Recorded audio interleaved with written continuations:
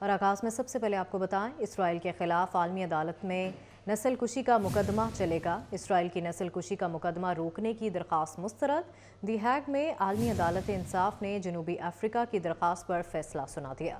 نسل کشی سے تحفظ کا فلسطینیوں کا حق تسلیم کرتے ہوئے عالمی عدالت انصاف نے جینوسائیڈ کنونشن کے تحت اسرائیل کو ہنگامی اقدامات جاری کر دیے۔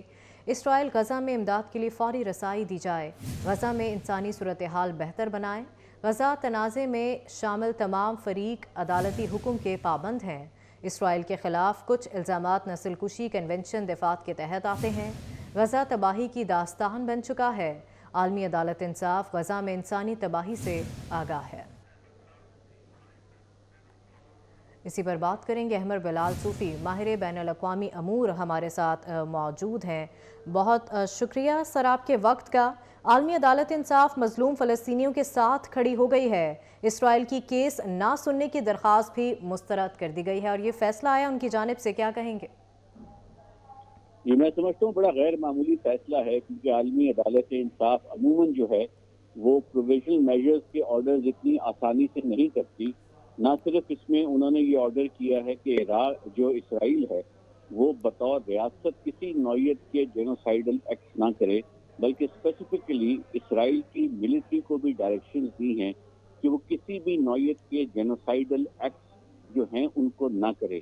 اور اس کے علاوہ انہوں نے یہ بھی کہا ہے article 41 of I C J statute کے نیچے in a very exceptional manner کہ اسرائیل ایک مہینے کے اندر ایک report international court of justice کو سبمٹ کرے کہ کیسے اس نے ان ہدایات کی، ان پروویژنل میجرز کی، ان انٹرم میجرز کی کمپلائنس اسپیسیفکلی کی ہے۔ اور یہ ساری ججمنٹ جو ہے انٹرم، یہ میجورٹی ویو کورٹ کا ریفلیکٹ کر رہی ہے، تقریباً تمام کے تمام کورٹ 15 ججز کی فیور سے۔ تو میں سمجھتا ہوں انتہائی ایکسیپشنل یہ اقدام ہے انٹرنیشنل کورٹ آف جسٹس کا، جس سے نہ صرف اقوام متحدہ کا جو لیگل فریم ورک ہے اس کی کریڈیبلٹی بھی ریسٹور ہوئی ہے۔ تو یہ غیر معمولی قدم ہے اور امید ہے کہ اب اسرائیل گورنمنٹ جو ہے وہ اپنے انتہائی اقدامات کو روکے گی اور جینوسائیڈل ایکٹ سے باز رہے گی۔ احمد بلال صاحب، عالمی عدالت انصاف کا غزہ میں فوری غذائی امداد کی فراہمی کا بھی حکم سامنے آیا ہے۔ جی وہ بھی آیا ہے، اس کے علاوہ ایک تو فوری امداد کا، ان کی ریسٹوریشن کا، اور ساتھ ساتھ یہ ہے کہ ایویڈنس کی ڈسٹرکشن نہ کرنے کا بھی ہدایت سامنے آئی ہے، کیونکہ کیس پینڈنگ ہے، ابھی یہ مکمل طور پر طے ہونا ہے کس نیچر کا جینوسائیڈ ہوا۔ ٹھیک ہے، احمد بلال صوفی ماہر بین الاقوامی امور ہمارے ساتھ موجود تھے۔ بہت شکریہ سر آپ کے وقت کا۔ عالمی عدالت انصاف مظلوم فلسطینیوں کے ساتھ کھڑی ہو گئی ہے۔ اسرائیل کی کیس نہ سننے کی درخواست بھی مسترد کر دی گئی ہے۔ اسرائیل کے خلاف فلسطینیوں کی نسل کشی کا مقدمہ چلے گا۔ 7 اکتوبر کے بعد غزہ میں بڑے پیمانے پر تباہی ہوئی، 25,000 سے زائد فلسطینی مارے جا چکے ہیں۔ غزہ تباہی کی داستان بن چکا ہے۔ عالمی عدالت انصاف کا غزہ میں فوری غذائی امداد کی فراہمی کا حکم بھی سامنے آیا ہے۔ اسرائیل کے خلاف عالمی عدالت میں نسل کشی کا مقدمہ چلے گا۔ اسرائیل کی نسل کشی کا مقدمہ روکنے کی درخواست مسترد کر دی گئی ہے۔ دی ہیگ میں عالمی عدالت انصاف نے جنوبی افریقہ کی درخواست پر فیصلہ سنا دیا ہے۔ ایک ٹولے نے پاکستان کے جسم پر کلہاڑا مارا، پاکستان کو کہاں پہنچا دیا؟ عوام کی مدد سے واپس لائیں گے، اچھا وقت دوبارہ آئے گا۔ نواز شریف کا برے والا میں انتخابی جلسے سے خطاب، سوال کیا بجلی کا 500 روپے والا بل اب 20,000 کا آتا ہے، یہ ہے تبدیلی؟ کھاد کی بوری 1200 سے 5,000 روپے کی ہو گئی، یہ ہے تبدیلی؟ برے والا کو ضلع کا درجہ دینے، ایئرپورٹ، موٹر وے اور ہائی وے بنانے کا وعدہ کیا۔ ہے جس نے پاکستان کے جسم پہ کلہاڑا مارا ہے، انشاءاللہ آپ کی مدد سے پھر واپس لائیں گے پاکستان کو، ہم مہنگائی سے پھر واپس لائیں گے۔ 2017 میں روٹی کتنے کی ملتی تھی؟ 4 روپے کی، اور آج کتنے کی ملتی ہے؟ یہ ہے تبدیلی۔ لوڈ شیڈنگ تو ہم نے ختم کر دی تھی اور بجلی سستی کر دی تھی، لیکن افسوس کی بات یہ ہے کہ اس وقت جو بل 500 روپے آتا تھا مہینے کا، 500 روپے، آج وہ بل 20,000 रुपए का आता है, 20,000 रुपए का। हमारे दौर में यूरिया जो है वो 1200 रुपए का था, 1200 रुपए का, और आज 5,000 का है ना यूरिया, 5,000 का। और नवाज शरीफ अल्लाह के फजल करम से वादा करता है कि मुस्लिम लीग नून आएगी तो इंशाल्लाह इस महंगाई को मिटाएगी, इंशाल्लाह बिजली सस्ती करेगी, और इंशाल्लाह रोटी की कीमत जो है उसको भी इंशाल्लाह हम सस्ता करेंगे, चीनी की कीमत सस्ती होगी इंशाल्लाह, और गैस घर घर मिलेगी इंशाल्लाह। अगर बेटे से तनख्वाह ना लेने पर हुकूमत ना खड़ी की जाती, खत्म की जाती, आज यहाँ पर कोई शख्स, कोई नौजवान बेरोजगार ना होता। मुस्लिम लीग नून की हुकूमत आई, इंशाल्लाह एक मोटरवे यहाँ से बुरेवाला से भी गुजरेगी इंशाल्लाह, और यहाँ पर मोटरवे जैसे मैंने कहा बनाएंगे, हाईवे बनेंगी, और ऐन मुमकिन है कि इस इलाके में एक बेहतरीन एयरपोर्ट भी बना दिया जाए। अगर तमीना दौलताना साहब अगर आप कामयाब हो गई तो एक मेडिकल कॉलेज दे देंगे इंशाल्लाह आपको। नवाज शरीफ के खिलाफ वोट मांगने वालों को जलसा करने में मुश्किल होती है। तनकीद करने वालों के आसपास नून लीग के मंसूबे होते हैं। मरीम नवाज का बुरेवाला में जलसे से खिताब, कहा नून लीग को कारकर्दगी बताने की जरूरत नहीं, हर मंसूबे पर नवाज शरीफ का नाम लिखा है। वोट मांगती तो है लेकिन जलसा करने के लिए उनको मुश्किल पेश आती है, क्योंकि जहां वो जलसा करते हैं तनकीद वो नवाज शरीफ पर करते हैं, लेकिन जिस जगह जलसा करते हैं आगे भी मुस्लिम लीग नून के मंसूबे होते हैं, पीछे भी मुस्लिम लीग नून के मंसूबे नजर आ रहे होते हैं। मुस्लिम लीग नून को अपनी कारकर्दगी पेश करने की जरूरत नहीं, क्योंकि जो मंसूबा उठा के लिख लो, कोई भी काबिले जिक्र मंसूबा अगर है तो उसके ऊपर किसका नाम लिखा है? अल्लाह ताला के फजल से उस पे सिर्फ और सिर्फ नवाज शरीफ का नाम लिखा है। तो जब काम किया होता है तो तनकीद करने की जरूरत होती है। मुस्लिम लीग नून के मंसूबे और खिदमत गिनवाना शुरू करूं तो अगले दिन शाम के 4 बज जाएंगे अल्लाह के फजल से। जहां से आए हैं वहां जाकर देखो तो स्कूलों में बच्चों की बजाय वहां पर मवेशी बंधे हुए हैं, जानवर बंधे हुए हैं। उन्हें कहा शेर यार हुण की कर रहा, हुण आजा, बहुत तबाही हो गई साडी। तकलीफों में घिरी अवाम आज नवाज शरीफ को क्यों आवाजें दे रही है कि कोई आया इंतकाम लेकर चलता बना, कोई आया गाली गलोच करके चलता बना, जेलों में फेंक के चलता बना, कि बाकी जमातों ने साउथ पंजाब को सिर्फ अपनी सियासत के लिए रखा हुआ है। उस्मान बुज़दार साहब याद है ना आपको?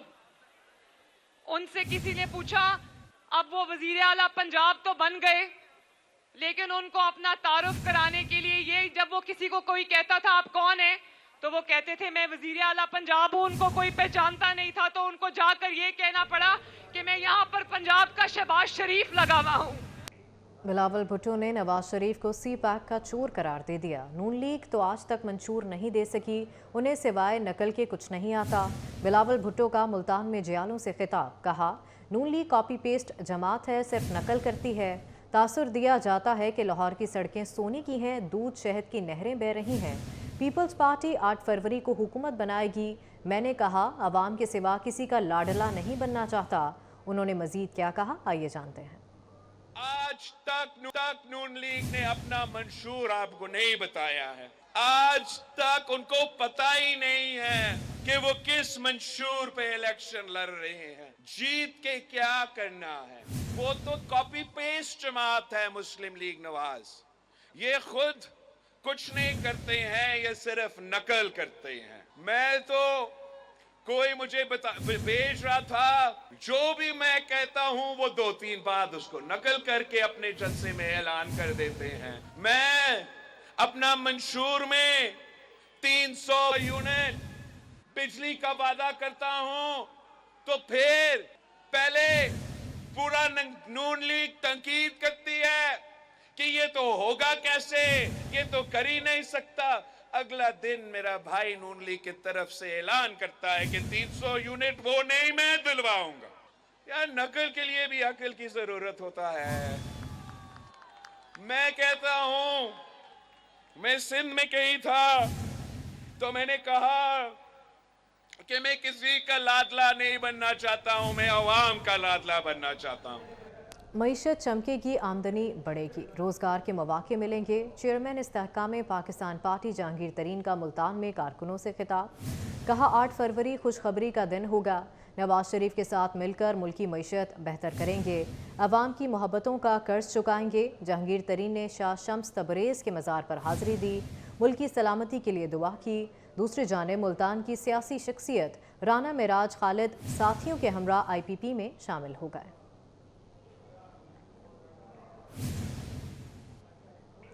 चौधरी परवेज़ इलाही को इलेक्शन लड़ने की इजाज़त मिल गई। सुप्रीम कोर्ट ने इलेक्शन ट्रिब्यूनल और हाई कोर्ट का फैसला कलअदम करार दे दिया। परवेज़ इलाही को PP 32 गुजरात से इलेक्शन लड़ने की इजाज़त मिली है। कौमी असम्बली की 2 नशिस्तों की हद तक अपीलें वापस ले ली हैं। इसी पर बात करेंगे। अमानत गशकोरी हमारे साथ मौजूद है। अमानत, आगाह कीजिएगा। जी, सुप्रीम कोर्ट ने साबिक़ वज़ीर-ए-आला पंजाब परवेज़ इलाही को इंतखाबात लड़ने की इजाज़त दे दी है और परवेज़ इलाही की इलेक्शन ट्रिब्यूनल के खिलाफ जो अपील थी वो सुप्रीम कोर्ट ने मंजूर कर ली है।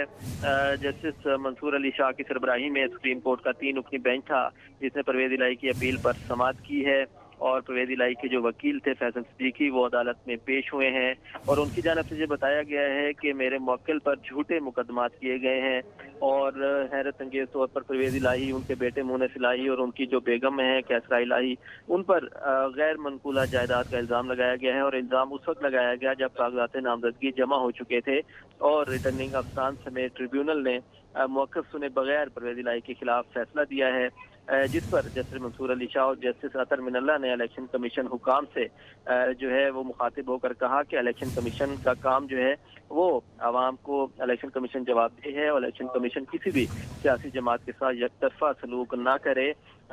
इलेक्शन कमीशन हुकाम पहले कार्रवाई क्यों नहीं करते जब कागजात नामजदगी जमा हो गए थे, तो फिर फ्रॉड या धोखाधड़ी का मामला कैसे देखा जा सकता है। एक शख्स जो इंतखाबात लड़ना चाहता है उसके बुनियादी हकूक जो हैं वो वाबस्ता होते हैं, तो किसी के भी बुनियादी हकूक जो हैं उसको कैसे नज़रअंदाज किया जा सकता है।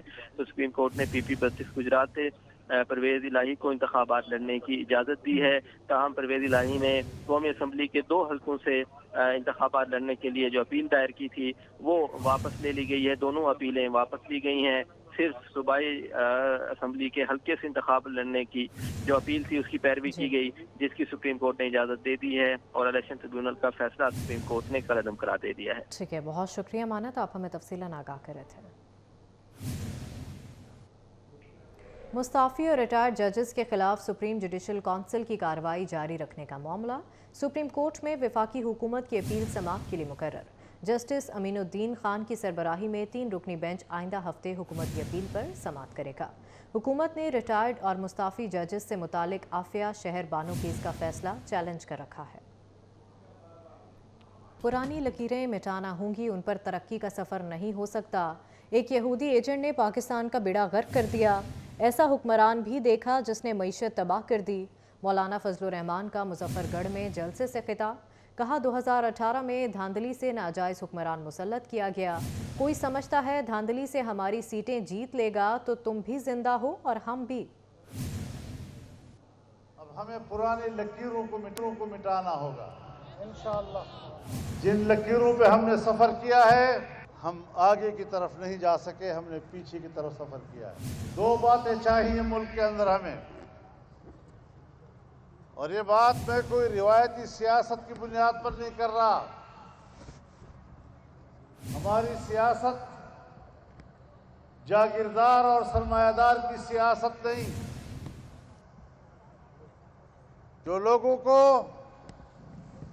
उनके ज़ाती मफाद की बुनियाद पर कहते हैं मैं आपका फलाना मसला हल कर दूंगा। क्या हमारे यहाँ महंगाई नहीं है?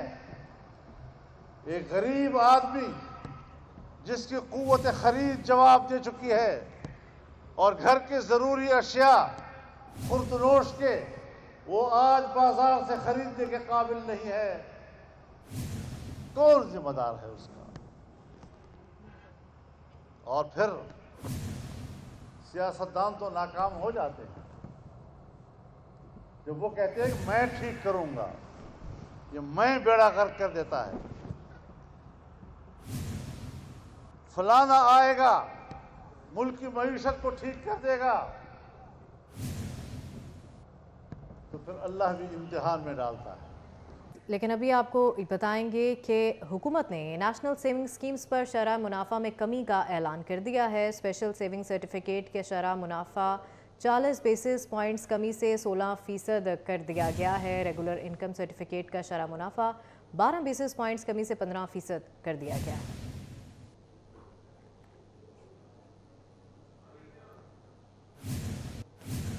आपको बताएं कि हुकूमत ने नेशनल सेविंग स्कीम्स पर शरह मुनाफा में कमी का ऐलान कर दिया है।